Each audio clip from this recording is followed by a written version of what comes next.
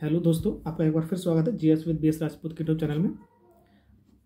आप आज का जो हमारा वीडियो बनाने का पर्पज़ है वो है आरपीएफ कांस्टेबल का जो भी पेपर चल रहा है उसका एनालिसिस करना है।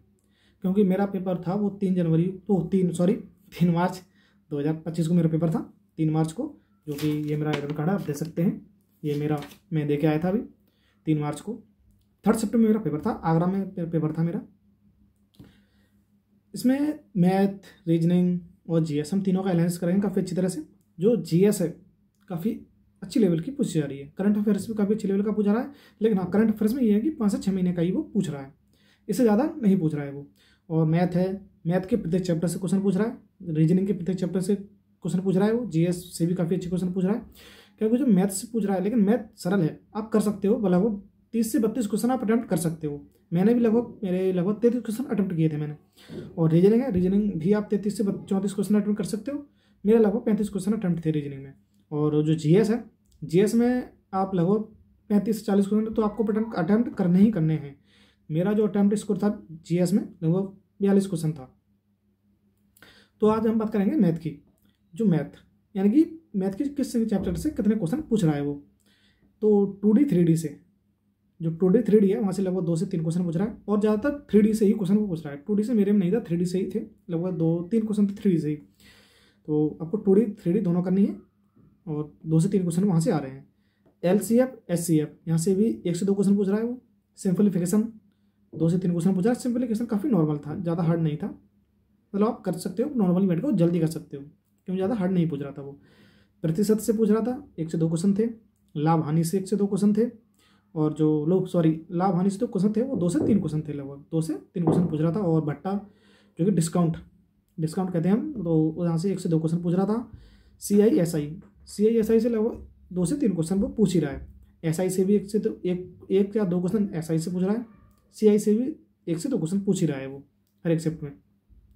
जो SI पूछ रहा है, मेरी शिफ्ट में जो SI थी वो थी, जैसे उसने SI और CI का अंतर दिया, 2 सालों में इतना अंतर है SI और CI का।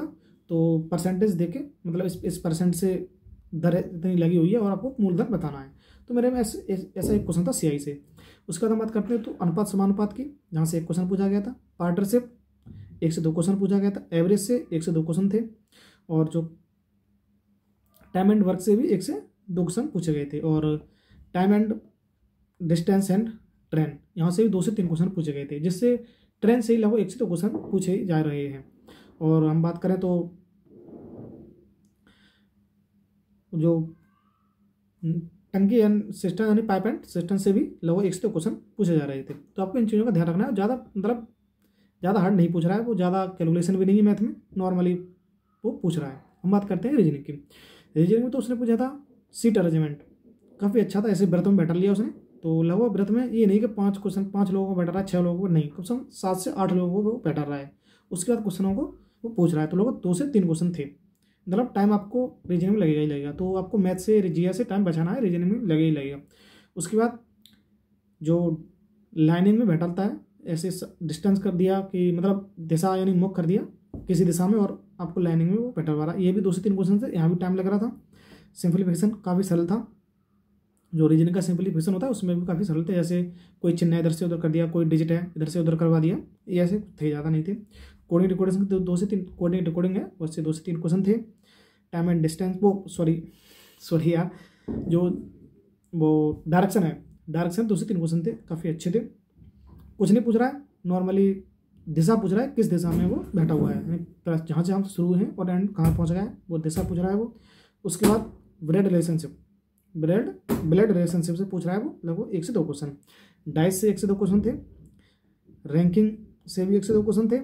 और बैन डायग्राम से भी 1 से 2 क्वेश्चन थे। और जो कथन निष्कर्ष है, कथन निष्कर्ष काफ़ी इंपॉर्टेंट है, क्योंकि यहाँ से लगभग 2 से 3 क्वेश्चन वो पूछ ही रहा था हर एक शिफ्ट में।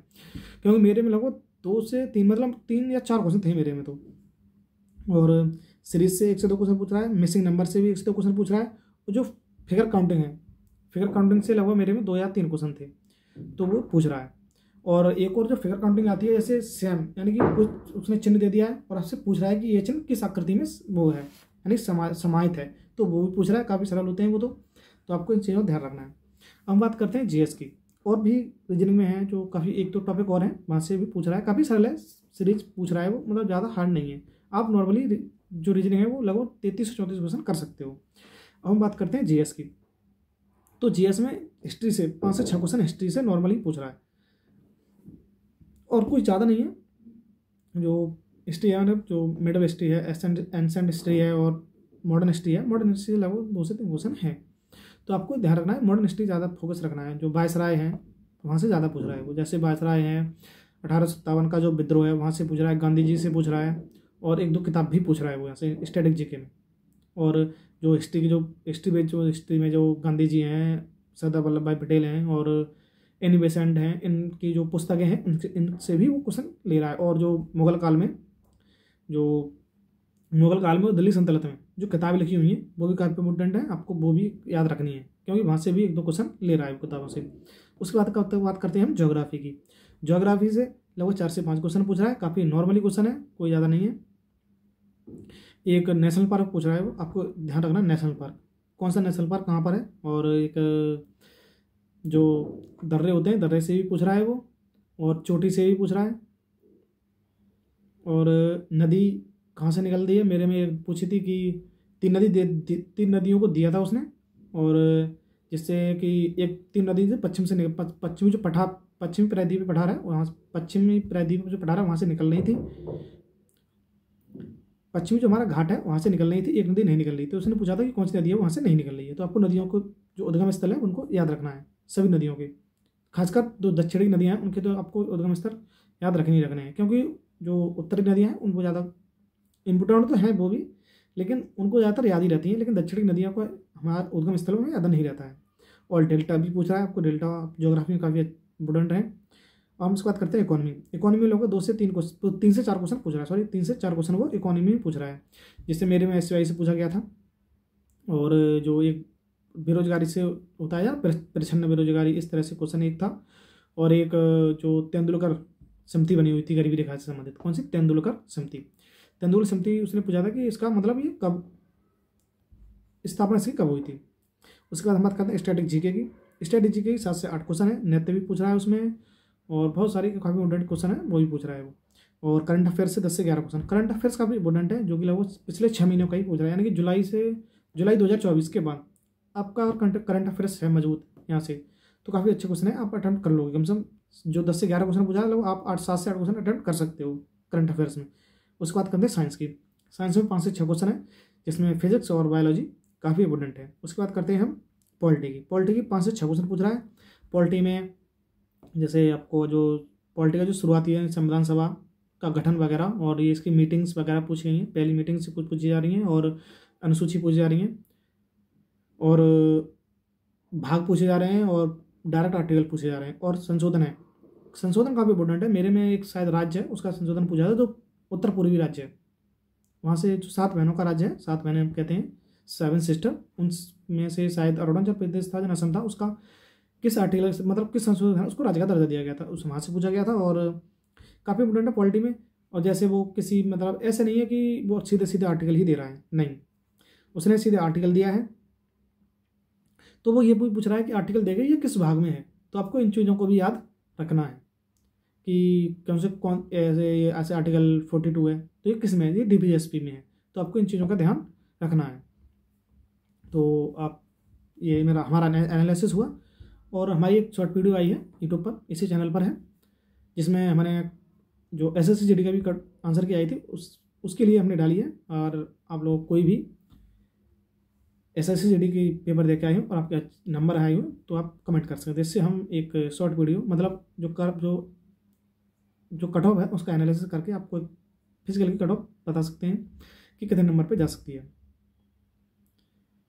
तो आप ज़रूर हमें अपना कमेंट करें, और इस वीडियो में भी कमेंट करें आपको वीडियो कैसी लगी, और अच्छी लगी हो तो प्लीज़ चैनल को सब्सक्राइब करें। आगे आने वाले सभी मेरे जो भाई बहन हैं उनका काफ़ी शुभकामनाएं, अच्छा पेपर आपका अच्छा जाए, और जो जिनका पेपर हो चुका है वो भी अपना कमेंट में बताएं कि पेपर कैसा गया, और जिनका होने वाला है उनको हार्दिक शुभकामनाएं, आप पेपर दे के आओ, बेस्ट ऑफ लक। आज की वीडियो यहीं पर समाप्त होती है। जय हिंद, जय भारत। प्लीज़ चैनल को सब्सक्राइब जरूर करें। Thank you.